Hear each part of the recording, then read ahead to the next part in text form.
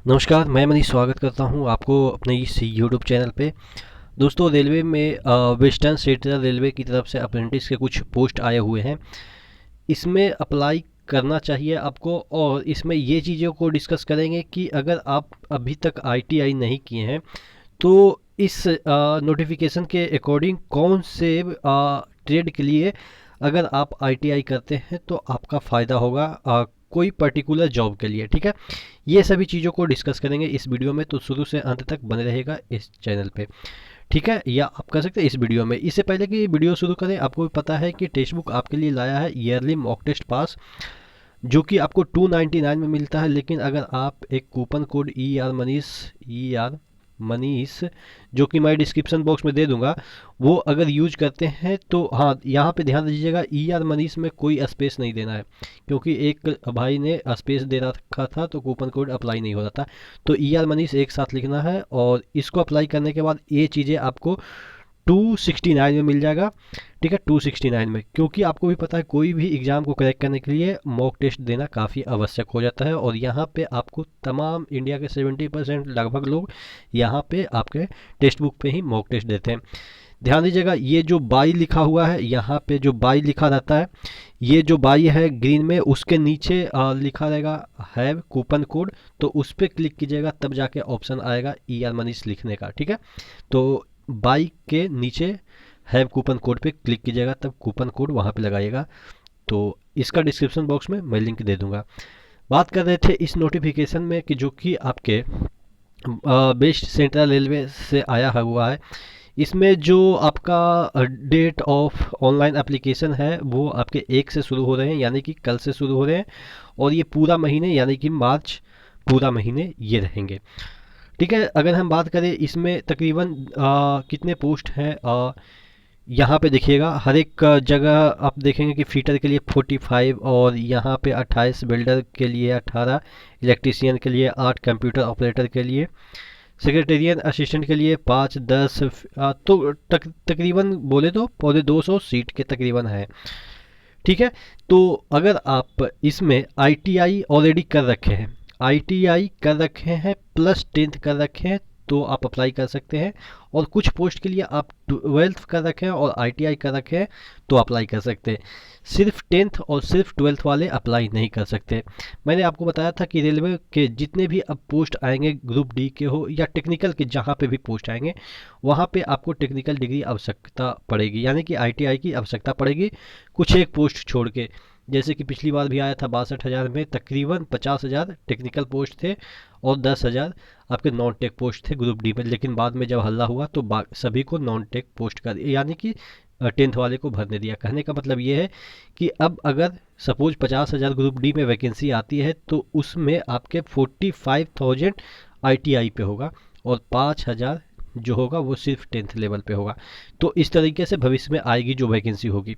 बात कर रहे थे इस नोटिफिकेशन की, तो देखिएगा यहाँ पे अगर आप फीटर में अप्लाई करते हैं जिसमें कि 45 सीट है टोटल, यहाँ पे दे रखा है कि किसमें कितना सीट है, ओबीसी में कितना है। इसका जो ये आपका पीडीएफ है वो मैं अपने टेलीग्राम चैनल पे शेयर कर दूंगा। ठीक है, तो यहाँ पे देखिएगा फीटर में क्या दे रखा है कि 10+2 प्रणाली के अंतर्गत, यहाँ पे प्रणाली के अंतर्गत है। इसका मतलब ये नहीं कि 10+2 होना चाहिए, प्रणाली के अंतर्गत। यहाँ पे देखिएगा मान्यता प्राप्त बोर्ड से 10वीं या इसके समकक्ष परीक्षा में कम से कम 50% अंक के साथ उत्तीर्ण तथा फीटर व्यवसाय में आईटीआई उत्तीर्ण, या स्टेट से हो या आपके नेशनल जो होता है उससे एफिलिएटेड कोई भी आईटीआई से आप का सर्टिफिकेट होना चाहिए, 10th प्लस आईटीआई। ठीक है, फीटर में इतना। अगर हम बात करें बिल्डर, जिसको कि हम गैस एंड इलेक्ट्रिकल बिल्डिंग की बात करें, तो उसमें 28 सीटें हैं और इसमें भी 10th प्लस आपके आईटीआई खोजे गए हैं। 50% आपके यहाँ पे भी क्राइटेरिया दे रखा है। इलेक्ट्रीशियन में भी, जो कि देखिएगा यहाँ पे मैं देखता हूँ कि मैक्सिमम जो लोग हैं वो फीटर और इलेक्ट्रीशियन से आईटीआई कर रखे हैं। ठीक है, और देखिएगा और भी जो पोस्ट है उसमें क्या क्या क्राइटेरिया है। तो इलेक्ट्रीशियन में 10th प्लस आपके आईटीआई और फिर यहाँ पे भी 50% आपके अंक होना चाहिए 10th में।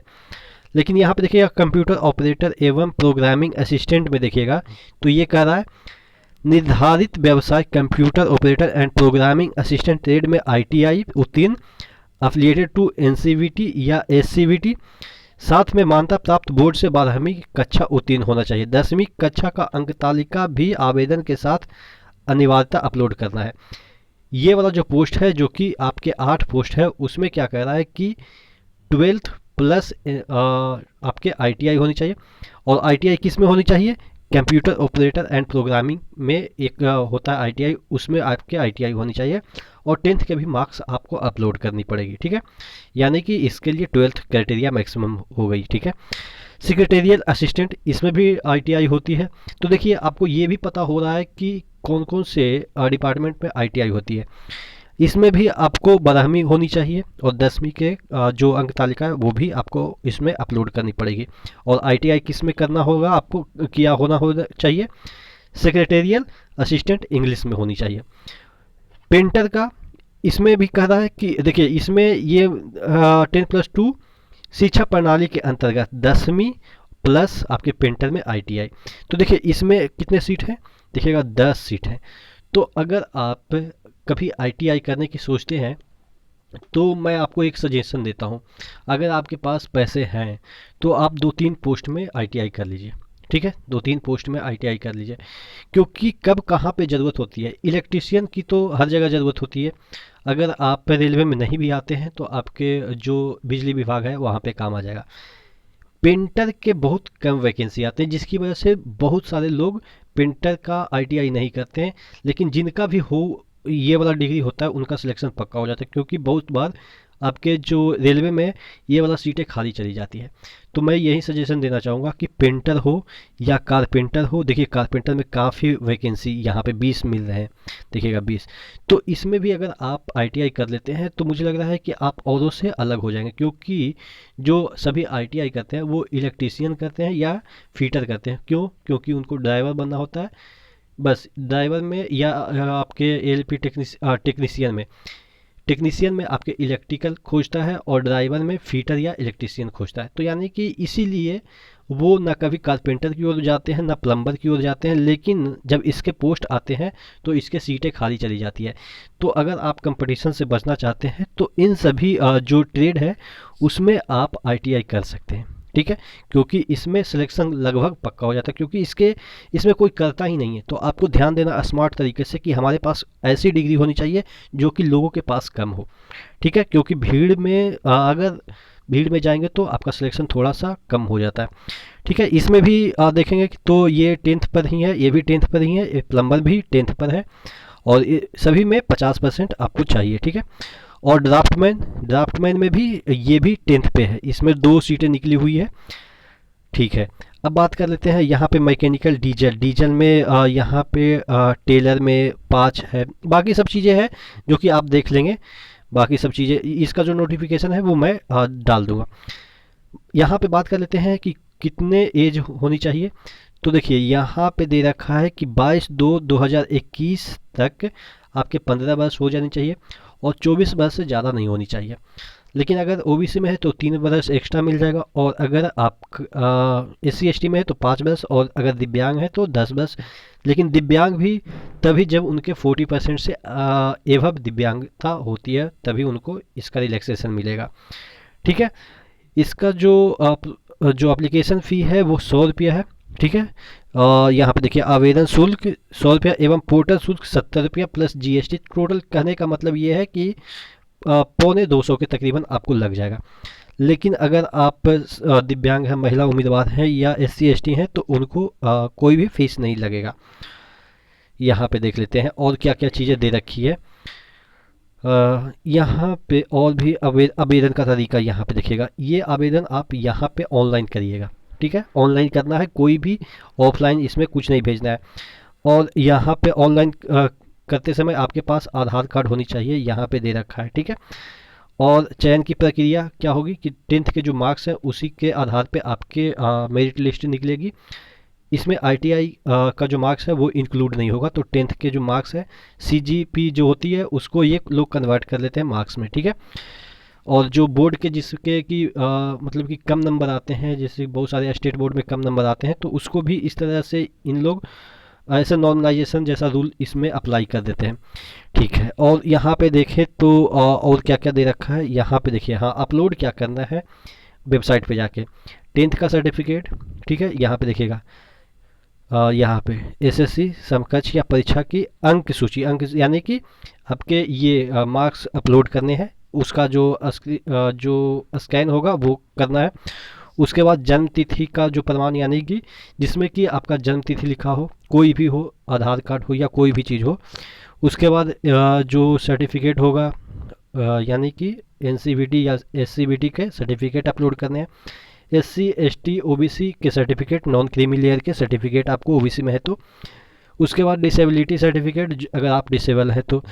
उसके बाद जो भूतपूर्व सैनिक डिस्चार्ज है तो वो ये सब चीज़ें तो सैनिकों के लिए हो जाएगा। उसके बाद अगर आप इस पोस्ट के लिए अप्लाई करें कंप्यूटर ऑपरेटर के लिए, तो 12th के सर्टिफिकेट आपको होनी चाहिए, वो अपलोड करनी है। ठीक है, और यहाँ पे जो मेडिकल होगा, मेडिकल सर्टिफिकेट भी मांगा गया है, लेकिन आपको 4 से, ठीक है, यानी कि जो जनवरी फरवरी मार्च अप्रैल के 2020 के अप्रैल से पहले का बना नहीं होनी चाहिए, यानी मार्च का नहीं बना होना चाहिए। अप्रैल से अभी तक कभी कभी बना रहेगा, वहीं सर्टिफिकेट ओबीसी का लगेगा। ठीक है, ओबीसी का सर्टिफिकेट कब से मान्यता प्राप्त हो जाएगा, जब आपका प्रीवियस ईयर में अप्रैल के बाद से, यानी कि अप्रैल इंक्लूड है, उसके बाद का अगर आपके पास ओबीसी सर्टिफिकेट है तो वहाँ पे अप्लाई कीजिएगा, नहीं है तो अभी भी बनवा लीजिए। ठीक है, सेंट्रल का हो या आपके या स्टेट का हो, कोई भी चल जाएगा, लेकिन जब डॉक्यूमेंट वेरिफिकेशन होगा तो वहाँ पे सेंट्रल का ही दीजिएगा। यहाँ पे अपलोड करते समय आप स्टेट का भी अपलोड कर सकते हैं, लेकिन बशर्ते कि आपको वो अप्रैल के बाद का या अप्रैल के बाद का बना हो। ठीक है, 2020 में। और अगर आपको डॉक्यूमेंट वेरिफिकेशन के लिए बुलाया जाता है तो अपने सिविल सर्जन के पास से एक सर्टिफिकेट इशू करवा के ले जाएंगे, मेडिकल सर्टिफिकेट कि आप फिट हैं। बाकी यही इतना ही था, और कुछ तो इसमें है नहीं। हाँ, एक और चीज़ है कि इसमें अगर आपका सिलेक्शन होता है तो तकरीबन 10,000 के तकरीबन आपको स्टाइपेंड मिलता है, यानी कि खाने पीने रहने का लिए आपको 10,000 मिलता है पॉकेट मनी के तौर पे। 1 साल का कोर्स होता है, उसके बाद अगर आप इसको कंप्लीट कर लेते हैं, 1 साल कंप्लीट कर लेते हैं, तो आपको वहाँ पे सर्टिफिकेट इशू हो जाएगा, और सर्टिफिकेट के बाद आपको कोई भी जॉब आसानी से मिल जाती है। ठीक है, प्राइवेट हो गवर्नमेंट हो, इसके सर्टिफिकेट की अहमियत काफ़ी हो जाती है। आशा करते हैं इसमें आप अप्लाई करेंगे। एक बार फिर से रिवाइंड कर दूं कि टेक्स्ट बुक आपके लिए लाया है ईयरली मॉक टेस्ट पास, जो कि आपको 269 में मिल जाएगा अगर आप ER Manish coupon code use करते हैं तो। नेक्स्ट वीडियो मिलते हैं, तब तक के लिए धन्यवाद।